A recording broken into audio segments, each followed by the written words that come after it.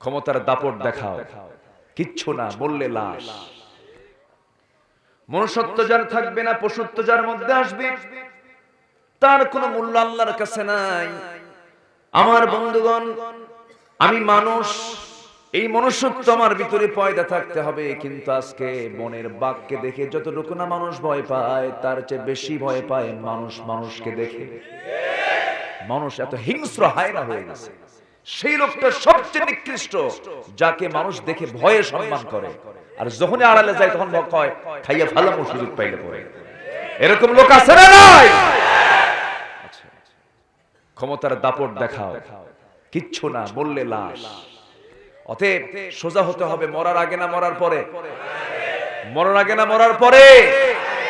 আগে সাইয়্যিদানা ওয়া হাবিবানা ওয়া মাওলানা মুহাম্মাদান আবদুহু ওয়া রাসূলুহু الذي أرسله بالحق بشيرا ونذيرا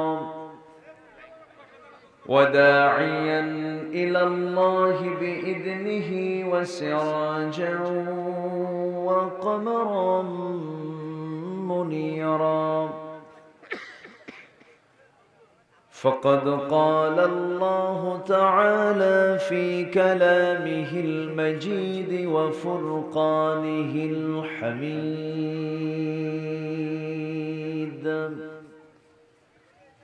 أعوذ بالله من الشيطان الرجيم بسم الله الرحمن الرحيم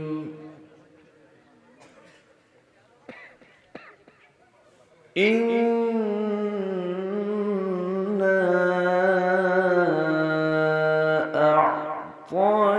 أعطيناك الكوثر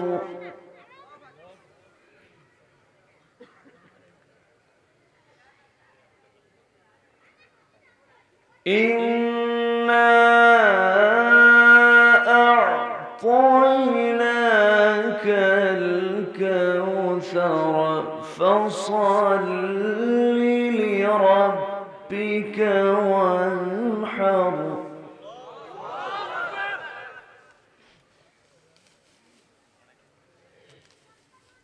إنا أعطيناك الكوثر فصل لربك وانحر إن شانئك هو الأبتر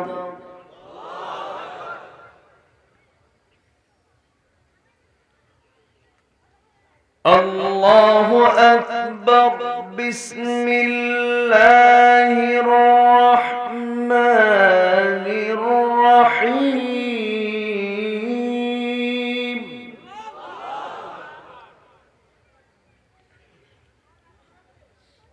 إن الله وملائكته يصلون على النبي يا أيها الذين آمنوا صلوا عليه وسلموا تسليما اللهم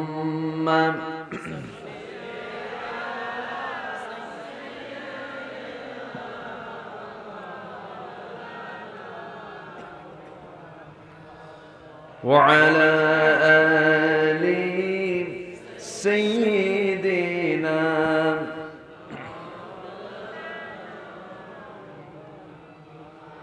একটু মহব্বত দিয়ে নবীর প্রেমে মাতোয়ারা হয়ে জবান খুলে উচ্চ আওয়াজে জোরালো কণ্ঠে সবাই বলুন আল্লাহুম্মা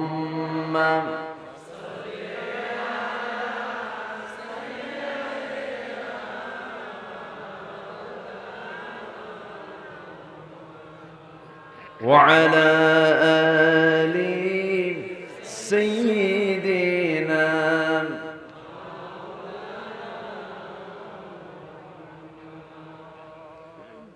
رسول আমার ভালোবাসা রসুল আমার ভালোবাসা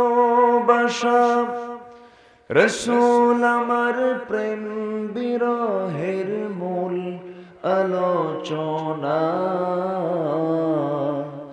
রসুল আমার কাজে কর্মে অনুপ্রেরণা আল্লাহুম্মা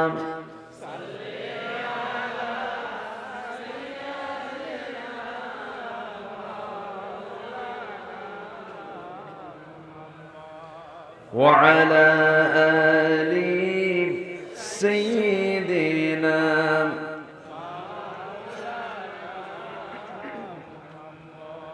সবাই বলুন বালাগাল উলা বিকামালিহি কাশাফাত তুজা বিজামালিহি حسنت جميع خصاله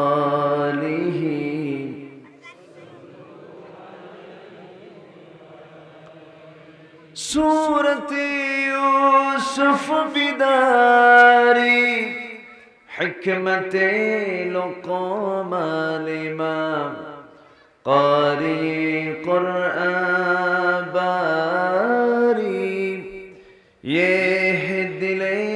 سادمان ما بلغ العلا بكماله كشف التجى بجماله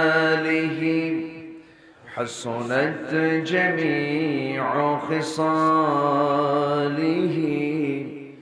سلوا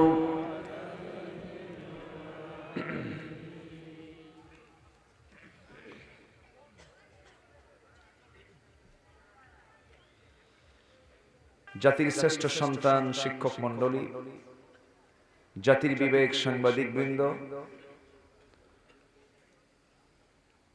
আজকের মাহফিলের প্রধান আকর্ষণ দূরে ও কাছের বিভিন্ন স্থান থেকে ছুটে আসা কালেমার ঝান্ডাবাহী তাওহীদের পতাকাবাহী আমার প্রাণপ্রিয় সম্মানিত দ্বীনী ভাইরা, আড়ালে বসে আছেন শ্রদ্ধেয়া সম্মানিতা সর্বগুণে গুণান্বিতা মা বোনেরা।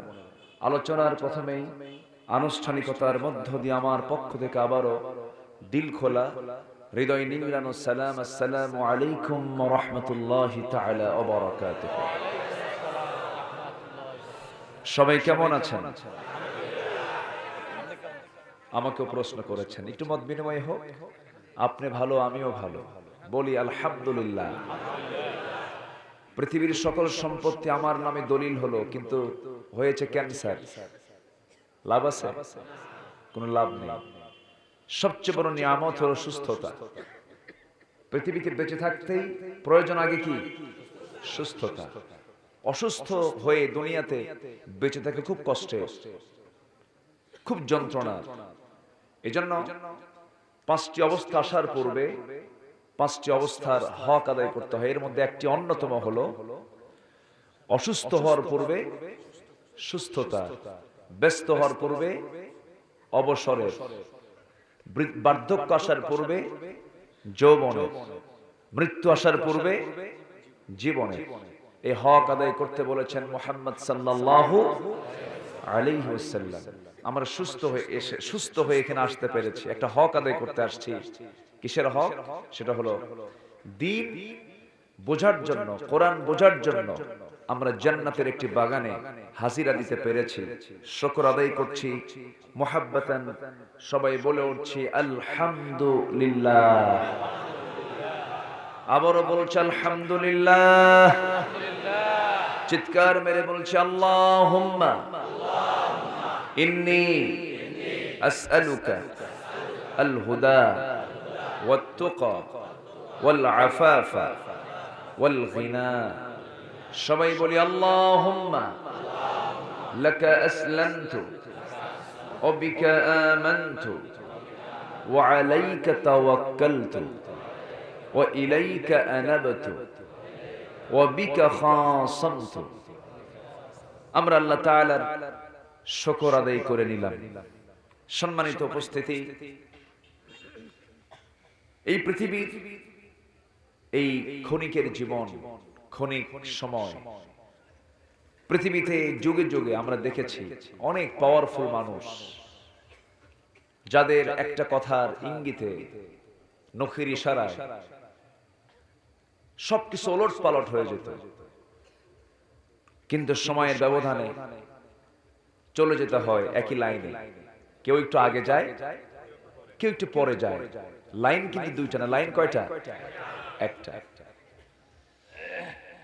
যিনি আজকে এখানকার এমপি মহোদয়, তার যোগ্য পিতা সাবেক মন্ত্রী, পাওয়ারফুল মানুষ ছিলেন। আমরা তার জন্য দোয়া করি। এলাকার জন্য কাজ করেছেন, অনেক সেবা করেছেন, জনসেবার দায়িত্ব পালন করেছেন, অনেক সফলও ছিলেন তিনি। আল্লাহ যেন তার সকল খেদমতকে কবুল করেন, তার সুযোগ্য সন্তানকে যেন দ্বীনের খেদমতে আঞ্জাম দেওয়ার তৌফিক দান করেন। সম্মানিত ভাইয়েরা, এইভাবে পৃথিবীর কোন মানুষ এই পৃথিবীতে থাকবে না। জন্ম আছে যার, মৃত্যু আছে তার। আমি আপনি সবাই চলে যাব, কিন্তু কোন লোকটা চালাক, কোন লোকটা বিচক্ষণ? আমার রাসূলকে প্রশ্ন করা হলো, হে রাসূল, মান আকিয়াসুন নাস ওয়া আহজামুন নাস, সবচেয়ে চালাক লোকটাকে, সবচেয়ে বিচক্ষণ লোকটাকে একটু বলুন তো ইয়া রাসূলুল্লাহ। রাসূল বললেন, ক্বালা আকসারুকুম যিকরাল লিল মাউত ওয়া আকসারুহুম ইসতি'দাদা, সেই লোকটি সবচেয়ে বেশি চালাক যে মৃত্যুর কথা বারবার মনে করে। কিন্তু আমরা এটি কি মনে করি? মৃত্যুর কথা কি মনে থাকে? মরার কথা মনে থাকলে কি অ্যাকশন আসবে? মরার কথা মনে হলে কি প্রতিশোধ পরায়ণ হবে?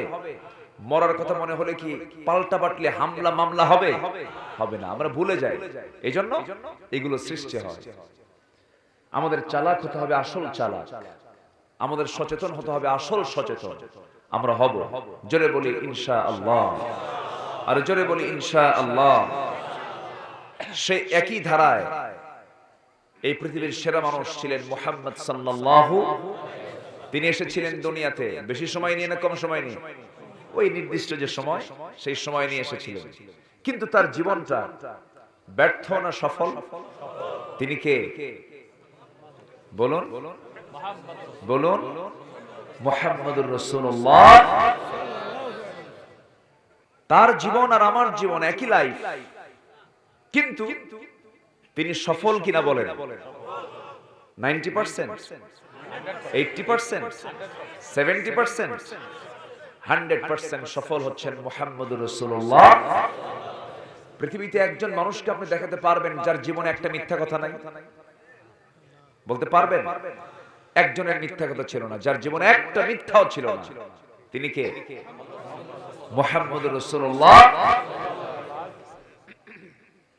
তাহলে সেই মহামানবেরও কিন্তু মৃত্যু হয়েছে, তিনি ইন্তেকাল করেছেন, কিন্তু রেখে গেছেন আদর্শ এবং তার আদর্শিক সার্টিফিকেট। তার আদর্শের যে মূল যে সার্টিফিকেট কেউ দেয়নি, দিয়েছেন কে? আল্লাহ পাক দিয়েছেন। তিনি চরিত্র গঠন করেছেন কি দিয়া? আসতে বলবেন না, কি দিয়া? কোরআন দিয়া। সেই কোরআনকে উনি নিয়ে গেছেন, কি করছেন? কি কথা বোঝা গেল? কি নিয়ে গেছেন না রেখে গেছেন? রেখে গেছেন। রাসূল যখন চলে যাবেন, ইয়াখতাবু ফি হাজ্জাতিল ফিদা, বিদায় হজের ভাষণে রাসূল বেশ কিছু চমকপ্রদ গুরুত্বপূর্ণ কিছু দিক নির্দেশনা দিয়েছেন। এর মধ্যে গুরুত্বপূর্ণ একটা দিক নির্দেশনা হলো, লাকাদ তারাকতু ফীকুম আমরাইন আই শাইআইন লা তাদিল্লু মা তামাসসাকতুম বিহিমা কিতাবাল্লাহ, তোমাদের কাছে রেখে গেল আমি দুটি মহা উপহার, কোরআনের পুত মঙ্গল বাণী, মর্ম উপদেশ যার। কোরআন রেখে গেলাম, হাদিস রেখে গেলাম, এই দুইটা জিনিস তোমরা আঁকড়ে ধরবে, পৃথিবীর কোনো অপশক্তি নেই তোমাকে পরাজিত করতে পারে। জোরে বলি সুবহানাল্লাহ। আমার আকাবির, আমার মুরব্বী, আমার নেতা, আমার পিসাব, আমার মুরিদ, আমার দায়িত্বশীল কি বললেন আমি না বুঝে না শুনে তাই মানলাম না, অবশ্যই মানবো তাদের কথা, কিন্তু সেটা যদি আল্লাহ এবং রাসূলের নির্দেশ মতো হয়ে থাকে, যদি আমি আল্লাহ এবং রাসূলের নির্দেশ মতো সেই আনুগত্য যদি আমি করতে না পারি, নেতার আনুগত্য যদি আমার রাসূলের আনুগত্যের উপরে প্রাধান্য পেয়ে যায়, নিশ্চিত এটি একটি স্পষ্ট জাহেলিয়াত। ঠিক কি না? আমার নেতা যদি বলে যাও কবরে ফুল দিয়ে আসো, আমার নেতা যদি বলে যাও মূর্তিতে পুষ্পস্তবক অর্পণ করো, আমার নেতা যদি বলে যে তুমি কি বলে সামনে দাঁড়িয়ে থেকে তুমি নীরবতা পালন করো 5 মিনিট, আমার নেতার কথার সাথে যদি আমার রাসূলের কথার মিল না থাকে, ওই নেতৃত্ব মানা যাবে না। আসতে বলবেন না, জোরে বলুন ঠিক কি না? সব জলাঞ্জলি দেব, ঈমান কি জলাঞ্জলি দেওয়া যাবে? ঈমানকে কখনো নষ্ট করা যাবে না। আল্লাহ রাব্বুল আলামিন বলেন ওয়াল্লাযীনা আমানু ওয়া লাম ইয়ালবিসু ঈমানাহুম বিযুলমিন উলাইকা লাহুমুল আমনু ওয়া হুম মুহতাদুন। ঈমান যারা আনবে, ওয়া লাম ইয়ালবিসু ঈমানাহুম বিযুলমিন, এবং তার জীবনটাকে যে জুলুমের দ্বারা অর্থাৎ শিরকের দ্বারা জাতসাধন না করবে, তার জীবনটাকে শিরিক মুক্ত যে রাখবে এবং বেদাত মুক্ত যে রাখবে, আল্লাহ বলছেন সেই বান্দা হলো হেদায়েত প্রাপ্ত বান্দা, সেই বান্দা হলো আমার জান্নাতি বান্দা। জোরে বলে সুবহানাল্লাহ। গুনাহ করেছি আমি, গুনাহ তো হবেই, কোন বান্দার গুনাহ নাই? গুনাহ ছাড়া কেউ আছে? আমরা কেউ কি বলতে পারবো আমার জীবনে কোনো গুনাহ নাই? মানুষ যার নাম গুনাহ তার আছে। মানুষ বড় না ফেরেশতা বড়? অনেকে চুপ করে আছে, হুজুর কি কই, আমরা কি এতই পৌঁছে গেছি নাকি? একটু ভালো করে বলেন না, মানুষ বড় না ফেরেশতা বড়? কিন্তু আমরা তো বলি তুই তো ফেরেশতা হয়ে গেছিস, বলে না? মানে কি বুঝাই যে মানে আমার চেয়ে ফেরেশতা বড় হয়ে গেছে, আরে তুই তো ফেরেশতা। কিন্তু না, এটা বলা ভুল। মানুষ বড় না ফেরেশতা বড়? তাহলে তুই মানুষ হ, ঠিক কি না? তুই ফেরেশতা হবি কেন? ফেরেশতা তো আমাদের ছোট। সুবহানাল্লাহ, জোরে বলে সুবহানাল্লাহ। ফেরেশতা বড় না মানুষ বড়? কোন মানুষ বড়? বিড়ি খাওয়া, গাঁজা খাওয়া? বিড়ি খাওয়া লোক আছে নাকি? খাবেন, বেশি করে বিড়ি খাবেন, খুব ভিটামিন।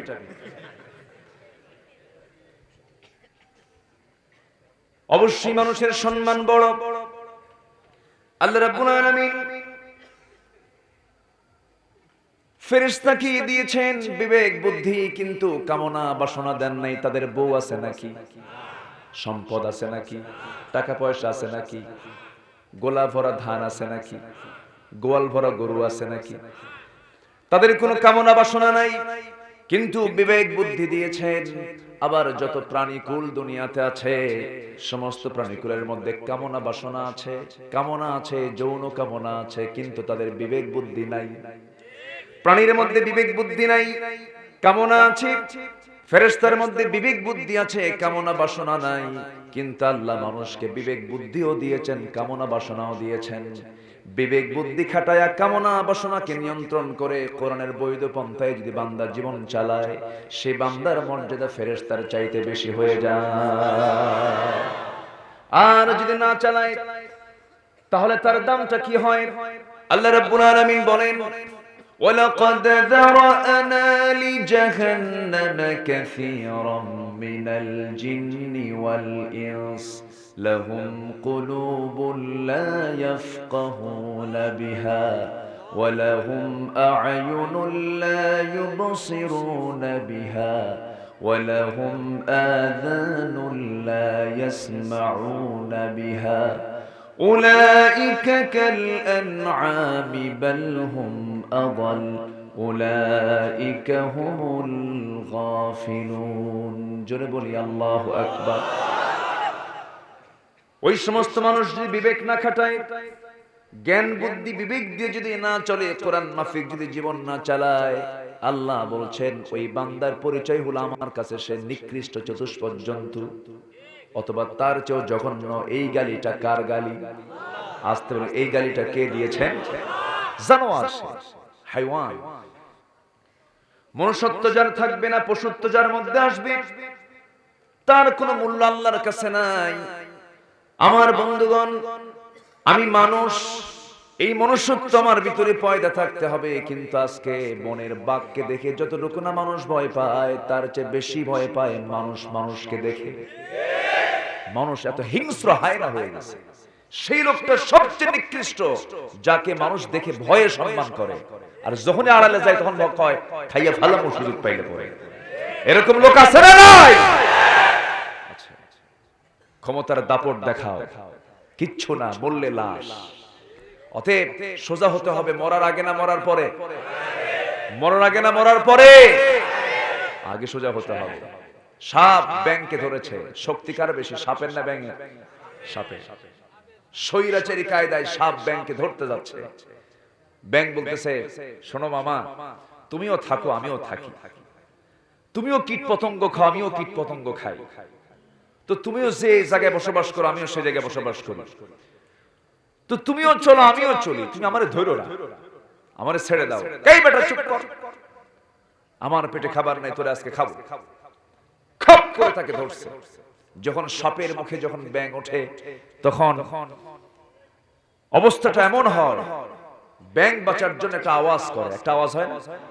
এই আওয়াজ যখন সলিমুদ্দির কানে যায়, তখন সলিমুদ্দির সাপ খোঁজে না ব্যাঙ খোঁজে? কি খোঁজে? মানে জালিমের পক্ষে না মাজলুমের পক্ষে? মাজলুমের পক্ষে। জালিম ধরতে যায়, কে কই কই আছে? সলিমুদ্দিন লাঠি নিয়ে খোঁজে, কোথায় আছে সাপ?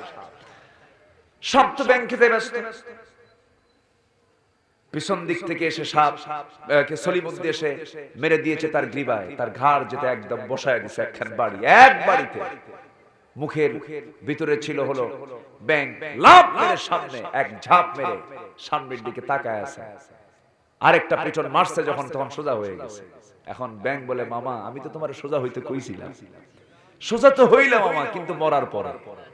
মরার পরে সোজা হব আমরা, মরার আগে না মরার পরে? মরার আগে। সোজা হতে বলছেন কে?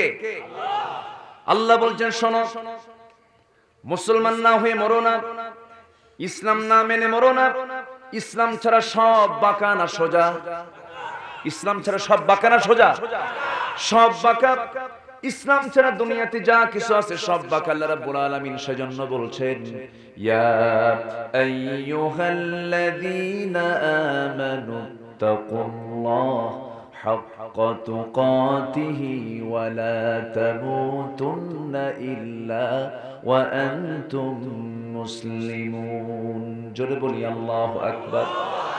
ঈমানদারেরা, তোমরা আল্লাহকে ভয় করার মতো ভয় করো, যথাযথভাবে ভয় করো, আর মৃত্যুবরণ করো না মুসলমান না হয়ে। এটা কার পরামর্শ? আয়াত যখন নাজিল হওয়া শুরু হলো, সাহাবীদের ভিতরে কান্না রোল পড়ে গেছে। কাঁদতে কাঁদতে দিশেহারা সাহাবায়ে কেরাম তারা মনে মনে ভাবতেছেন, বুঝি আল্লাহ তাআলা আমাদের তাকওয়াকে পছন্দ করছেন না, এইজন্য তুকাতি হাক্কা তুকাতি আসছে। সাহাবীরা কাঁদতে কাঁদতে অস্থির হয়ে যাচ্ছেন। রাসূল বলছেন, সাহাবীরা তো কাঁদো কেন, কি হয়েছে হুজুর? আল্লাহ বুঝি আমাদের তাকওয়াকে কবুল করেন নাই। সঙ্গে সঙ্গে আল্লাহ পাক আয়াত নাযিল করলেন, ইত্তাকুল্লাহা মাস্তাতা'তুম, তোমাদের সামর্থ্য অনুযায়ী তোমরা আল্লাহকে ভয় করো। সাহাবীদের মধ্যে একটু সান্ত্বনার পরিবেশ সৃষ্টি হলো। জোরে বলি সুবহানাল্লাহ। ভয় করার দরকার আছে না নাই? কাকে ভয় করব? সুদ খায়া, ঘুষ খায়া, জেনা কইরা, ব্যভিচার করে? না, এটার নাম ভয় না। ভয় মানে কি জানেন? ভয় মানে হলো সকল প্রকার হারামকে বর্জন করার নাম হচ্ছে আল্লাহর ভয়। সকল হারামকে বর্জন করার নাম আল্লাহর ভয়। বাঘের ভয় আর আল্লাহর ভয় কি এক? বাঘকে ভয় করি সেজন্য আমাকে আক্রমণ না করে, পিস্তলকে ভয় করি যেন পিস্তলের গুলি যেন আমাকে না লাগে, কিন্তু আল্লাহর ভয় তো এটা না। আল্লাহর ভয় হলো সকল হারামকে মাইনাস করা, জাহান্নামের ভয়কে এনে জান্নাতের আশা করা, এটার নাম হলো তাকওয়া। জোরে বলি সুবহানাল্লাহ। আমার কথা কি বুঝতেছেন? আমার কথার মধ্যে একটু রস কস কস। আমি আবার ওই যে কি বলে তারানের বান্দরে কলা খাইছি ইন্দুরে, এই জাতীয় মানে বাজে বুঝে কোনো কথা আমি বলতে পারি না। একটু চেষ্টা করি কোরআন থেকে কিছু কথা বলার, যে কথার ব্যাপারে অবশ্যই জিজ্ঞাসা করবেন একদিন কে। অতএব অযাচিত কোনো কথা মুখ থেকে বলা যাবে না। মুসলমান কথা বলবে দুই জবানের এক জবানে, অর্থহীন না অর্থসহ, অর্থহীন না অর্থবহ, অর্থবহ কথা বল। আল্লাযীনা হুম আনিল লাগবি মুরিদুন, মুমিন তো তারাই যাদের মুখ থেকে অনর্থক কোনো কথা বের হয় না। আমরা অনর্থক কোনো কথা বলবো না। জোরে বলি ইনশাআল্লাহ। আমি যতক্ষণ, আপনি কি ততক্ষণ থাকবেন? সবাইকে থাকতে রাজি আছেন? জোরে বলি ইনশাআল্লাহ। আমি যে সূরা থেকে কথা বলতে চাচ্ছি, শুরু হয়ে গেছে আলোচনা, মোটামুটি একটা আলোচনার পরিবেশ সৃষ্টি হয়েছে, বলি আলহামদুলিল্লাহ। আমার মমিন ভাই উনি আমাকে ফোনে ফোনে চিনতেন, আজকে সরাসরি দেখা হয়ে গেল। খুব ভালো মানুষ, উনি ঢাকায় থাকেন, আমিও ঢাকায় থাকি। থাকি কখন? নিজের বেডে তো স্থান পাই না, এই তো শুরু হয়ে যায় বিভিন্ন জায়গায় দৌড়াতে দৌড়াতেই চলে যায়, গাড়িতেই ঘুমাতে হয়। তো আসছি মাহফিলে, খুব ভালো লাগলো। এমন একটা এলাকা, সিরাজ মানে হলো প্রদীপ্ত। সিরাজ মানে কি? প্রদীপ্ত, আলোকিত, অন্ধকার যেখানে নাই।